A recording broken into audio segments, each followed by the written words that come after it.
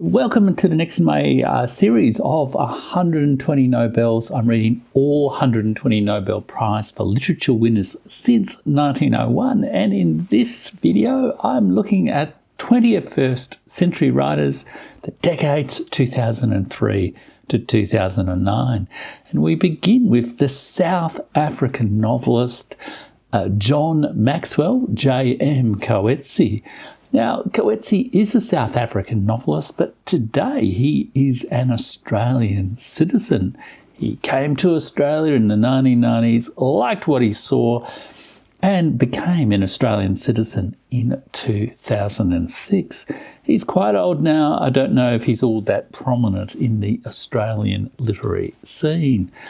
His actual background is Dutch Afrikaner from South Africa, but he also has a Polish grandfather and has long had a fascination with Polish literature, including writing his latest novel, The Pole, or novella, The Pole. And he is an example of a modern phenomenon, the literary academic novelist. He was a professor of literature from the early 1970s to his retirement in 2002 in South Africa.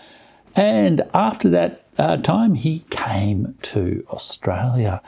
But his first novel was written after he became an academic in 1974, and his writing was also influenced by Samuel Beckett, on whom he wrote a PhD. Of course, Samuel Beckett won the Nobel Prize. Coetzee's early work, such as this, Scenes from Provincial Life, Boyhood, Youth and Summertime, were semi-autobiographical accounts of his life in South Africa.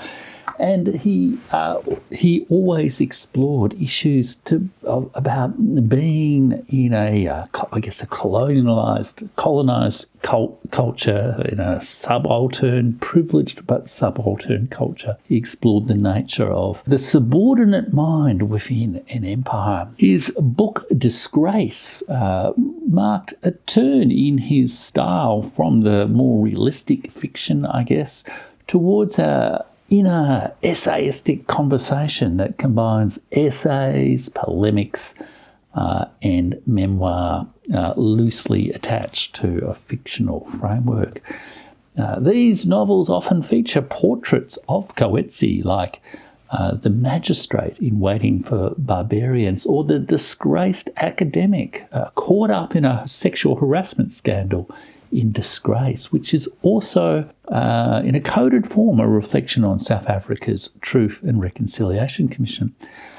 Or the elderly, scholarly, world-weary novelist Elizabeth Costello, actually an Australian novelist in this book, Elizabeth Costello, written when Coetzee was in Australia. Many people regard this as a particular one of his best works. He is a bit of a solitary curmudgeon, perhaps a little too self-obsessed, but perhaps that is just an occupational hazard of being a writer. As I said earlier, he knew what, or knows what it is to live the life of the mind in a subaltern culture, or in a subordinated culture within a dying global empire.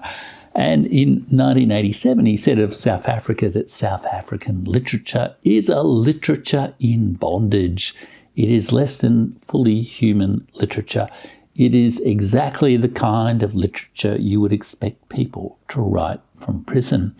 His early novels explored the psychological roots of the urge to colonize in a kind of self-affirmation, as this remarkable quote from his book, The Dusk Lands, shows. But does material interests, political power, or the psychology of the self determine the horrors of colonialism? Many have criticised Coetzee's psychological approach, but his book, Waiting for the Barbarians, is a compelling portrait of such psychology. It presents a mysterious, doomed third empire in which, he writes, one thought alone preoccupies the submerged mind of empire: how not to end, How Not to Die, How to Prolong Its Era. And that theme is very much one of the strong themes of the Burning Archive, where I explore or help you explore world history and make sense of this puzzling world. So if you find this video valuable, give it a like. He was a former anti-Vietnam War activist who was regretful for the disappearance of, I guess, the old left, even if it was perhaps a sentimental attachment to that old left. He was a writer who was tempted, enjoyed, and only partially succumbed to the disappointments of the post-1971 American liberal world order.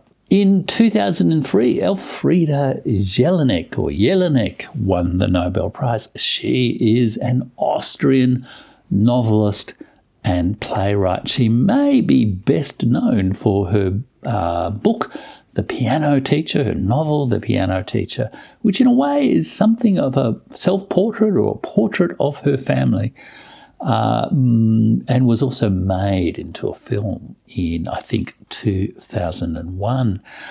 I'll say a little bit more about Elfriede Jelinek a little bit later in the program. So let's skip ahead then to 2005. In 2005, the Nobel Committee, after having made a controversial choice with Elfriede Jelinek, who was a bit of a firebrand feminist, member of the Communist Party and fierce critic of Austrian conservative society and of the patriarchy, she was a relatively controversial choice. But in 2005, the committee felt it was perhaps making a more popular, safer choice, at least with the English-speaking world. They chose the British playwright, screenwriter, director and actor Harold Pinter. His best-known plays, which all were turned into movies, include The Birthday Party, The Homecoming, and Betrayal. And anyone of my age has almost certainly seen his screenplay adaptations of others' works, including The Servant, The Go-Between, The French Lieutenant's Woman, The Trial, and Sleuth. I recall watching a snippet of The French Lieutenant's Woman being featured as a cultural phenomenon in the early 1980s from memory with the young Meryl Streep in a scene in the television drama The Americans, which I'll be commenting on the channel shortly. It's a brilliant, fascinating cultural history of 1980s American culture. If the Nobel Committee thought they were making a safe choice, they hadn't really counted on Pinter's prickly personality and his discomfort with the Anglo-American establishment and its pursuit of Cold War. He was always uncomfortable with the Cold War in the 1950s and 1960s, and after the end of the Cold War, after 1989, he became even more uncomfortable with American foreign policy, and it comes out in his more political plays like Mountain Language, where he comments in his own words in that play that the soldiers in the play do get some fun out of the huge range of operation of the American empire. One sometimes forgets that torturers become easily bored. They need a bit of a laugh to keep their spirits up. This has been confirmed, of course, by the events at Abu Ghraib in Baghdad. In the last 25 years of his life, he was more focused on political issues, even though his plays, his acting was fundamentally comic. He opposed the Iraq War. He defended Slobodan Milosevic's right to a fair trial after the NATO wars in Yugoslavia. He opposed the American blockade, the long, still-standing American blockade of Cuba, and he supported Jews for Justice for Palestine, a very timely issue today. The establishment figures in the Anglo-American world did not really appreciate him for it. They criticised his views and they denied that he deserved the prize. But Harold Pinter, who by that stage was very ill with cancer, snooted his nose at them one last time and appeared in 2006 as something of a homage to a fellow Nobel laureate. Appeared on stage, he was an actor, and performed Samuel Beckett's Krapp's Last Tape. Perhaps, though, he remains famous not just for his plays, not just for his screenplays, but for his astonishing acceptance speech, in which he turned on and made savage criticisms of the United States foreign policy. 2006, Orhan Pamuk from Turkey or Türkiye. Now, Pamuk is a Turkish novelist, playwright, and screenwriter. He is the best-selling Turkish author ever, but he has also, and he has, however, at times had run-ins with the current president of Turkey, the current regime in Turkey. Pamuk is very much well accommodated, though, in the American Academy within American cultural establishment in ways I guess we've seen with other Nobel Prize winners all the way back to Thomas Mann in 1929. He teaches writing and comparative literature at Columbia University, or at least did so, and was the writer in residence at Bard College. His novels include Silent House, The White Castle, The Black Book, The New Life, that book there, Plague Nights, and My Name is Red and Snow. He is a critic of nationalist Türkiye. He, in fact, had a legal case against him for speaking out on the Armenian genocide, with which the Turkish government has long denied. He's a brilliant novelist, a really engaging writer. My Name is Red, for example, is narrated by a dead man, which is a bold, imaginative gesture, a shift in point of view that immediately grabs you. It's set in 16th century Istanbul during the reign of the Ottoman Sultan Murat III around 1591. And it features tensions between the art of painting and Islamic traditions, between Ottoman and European cultures.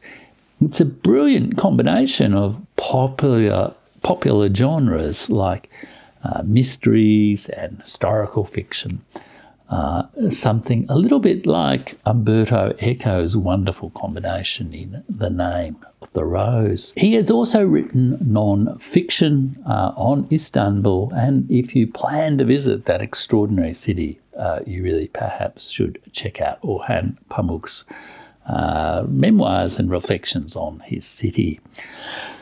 Plague Nights, this book here is, I think, his latest novel. It says here it's a multi-million copy bestseller. It's set in a plague in 1914, towards the end of the Ottoman Empire.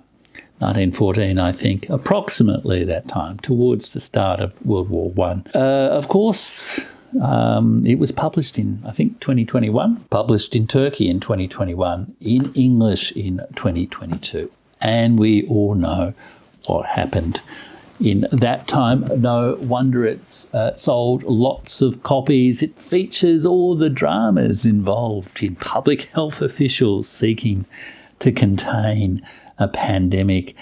And it may be perhaps the first great work of art to explore the virus that affected us all so much between 2020 and 2022. Now, I've been looking for that first great work of art of that era, and I look forward to reading Orhan Pamuk's Plague Nights over the next year to see if that is it. 2007, Doris Lessing won the Nobel Prize. She was, I think, like a star-crossed child of the late British Empire. And a quote from Doris Lessing brings back memories of those years of the plague, those years of 2020 to 2022, when surging mass emotions affected us all so much. She wrote, "In prisons we choose to live inside. Often the mass emotions are those which seem the noblest, best and most beautiful. And yet inside a year, 5 years, a decade, 5 decades, people will be asking, how could you have believed that? Because events will have taken place that will have banished the said mass emotions to the dustbin of history." Doris Lessing was a British novelist and, as I was saying, a star-crossed child of the late British Empire. She was born when her British parents were in British exploited Iran, and she moved as a child with her parents on to the British colony of Zimbabwe. She moved to London, the imperial capital, in 1949. The year NATO was formed, but she was not so keen on the Anglo-American alliance. She joined the Communist Party, but left after the 1956 invasion of Hungary. Her disenchantment and idealism were characteristic of several generations of post-war intellectuals. I remember meeting and talking to many of those sort of Australian intellectuals myself at university in my youth. Lessing's political beliefs also attracted the attention of the British security state. She was under surveillance by MI5 and MI6 for around 20 years from the late 1940s. When the British state tried to kiss and make up later in her life, she had the integrity to decline the offered honours, a damehood and a OBE in 1977 and 1992. She hung out to get a more dignified prize from the Swedish Academy, the Nobel Prize for Literature, until very late in her life, becoming the oldest ever recipient of the Nobel Prize at age 87. The prize committee described her as that epicist, that writer of epics, of the female experience who, with scepticism, fire and visionary power, has subjected a divided civilization to scrutiny. Her novels include The Grass is Singing, a sequence of 5 novels called Children of Violence, The Golden Notebook, The Good Terrorist, and 5 novels that together are known as Canopus in Argos Archives. Her fiction is divided into 3 phases. There's the early preoccupation with, communist beliefs and social issues. There is a psychological phase exploring female experience and psychological difficulties characterised by The Golden Notebook. And then there is a Sufi phase and a period of space fiction or science fiction almost of the Canopus in Argos. I did say Sufi phase, and that is right. She practiced that mystical branch of Islam known in the West as Sufism, and her writing made use of Sufi tenets, especially those drawn from the writings of Idris Shah, whom she regarded as her teacher. She once said, "I had an inclination towards mysticism, not religion, even when being political. It is not an uncommon combination." And later on in life, she also wrote this novel here, The Cleft, which appears to have been something of a reaction to the sense that she was a feminist icon. The Golden Notebook was especially famous as a feminist classic, and Lessing disagreed and focused more on the theme of mental breakdown, psychological struggle as a means of healing and freeing oneself from illusions, moving on into her Sufi phase. Lessing did not like being known as one thing. Perhaps she had lived through too many waves of collective emotional illusion. 2008, Jean-Marie Gustave Clézio. Clézio was a French and Mauritian writer and professor. He was, like Coetzee, another literary academic novelist. His novel, Interrogation, Le Procès Verbal, won an award in 1963, back in the era of Jean-Paul Sartre and the blooming of experimental, post-structuralist, radical aesthetic literature in France. The Nobel Prize in Literature celebrated his life's work 40-odd years, 45 years after his first novel, as an author of New Departures, Poetic Adventure and Sensual Ecstasy, explorer of a humanity beyond and below the reigning civilization. Now, he was French and Mauritian, and Mauritius is an island that has passed between French and British colonial hands over the last couple of hundred years. Clézio's family is from the part of France that somewhat confusingly is known as, or named, Brittany. Clézio himself was born in Nice in 1940 in German-occupied France, while his father served in the British Army in Nigeria, in Africa. He was educated in Britain and worked in America, Thailand, Panama, and Mexico. He married a Moroccan. He lived variously in France, Mauritius, and Spanish America in Albuquerque. He wrote a PhD on Mexican history and the conquest of one of the Mexican native peoples, indigenous peoples, the Purepecha people. He is or was a man of the multipolar post-colonial world. He published more than 36 books, including short stories, novels, essays, 2 translations on the subject of Native American mythology, and several children's books. Up until 1975, his writing was severely experimental. It explored themes such as insanity, language — everyone talked about language in the 60s and 70s, nature and writing, and that was French literature in the era of Georges Perec or Michel Buteau, of Michel Foucault, Jacques Derrida, and Gilles Deleuze. After 1975, Clézio mellowed, became less experimental, and his fiction perhaps more enjoyable by a much wider range of audience, and he ended up being one of the widely read and most loved writers in French literature, although his works are not so well translated and are not so available in English today. I was able to read a little bit of a work by Clézio, which is reflected again his diverse multipolar interests. It reflects his interest in Korea.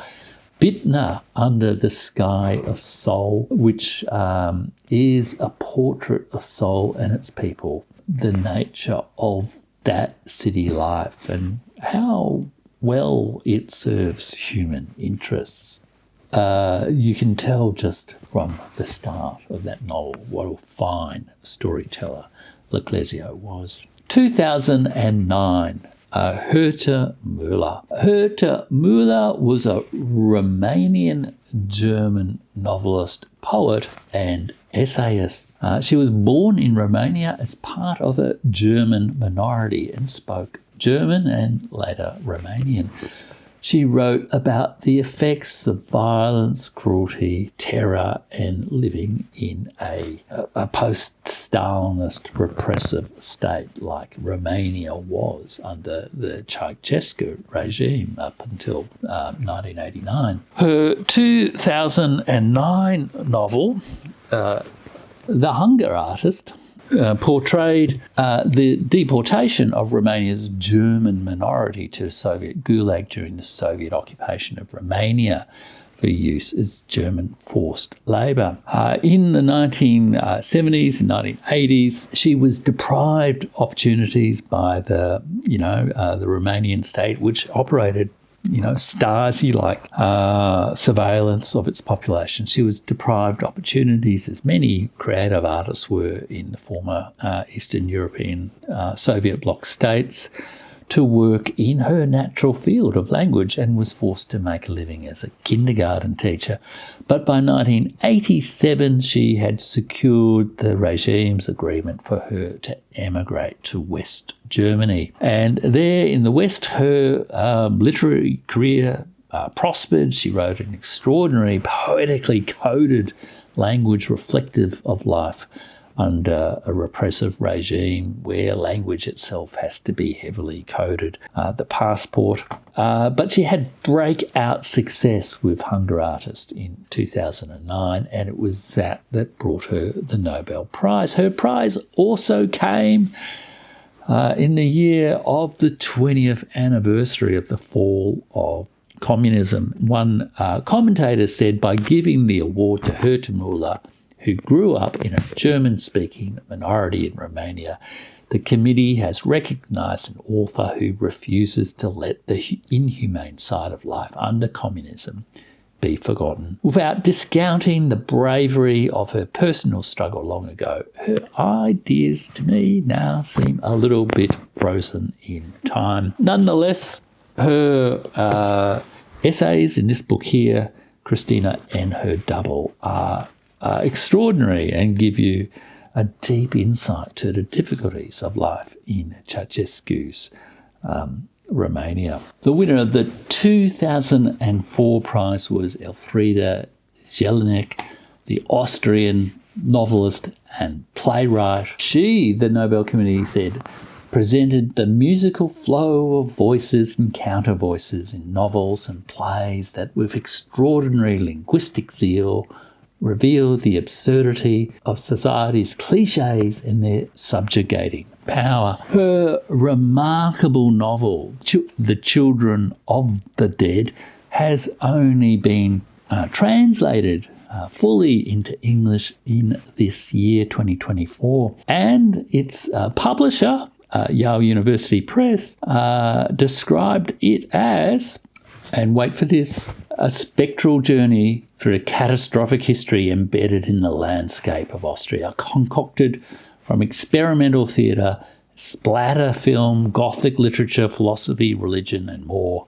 Jelinek's phantasmagorical masterwork is a fierce confrontation with our fraught legacies in the name of the innocent dead. And in my Substack this week, I go into a little bit more depth than I can on the YouTube video into this remarkable and most striking of the winners of the Nobel Prize between 2003 and 2009, potentially the first true second-wave feminist to win the Nobel Prize, Elfriede Jelinek. So if you subscribe to jeffrich.substack.com, you can do that for free, and you can also become a paid subscriber. But I have some other thoughts that I will share with you more on Substack, so do join me there.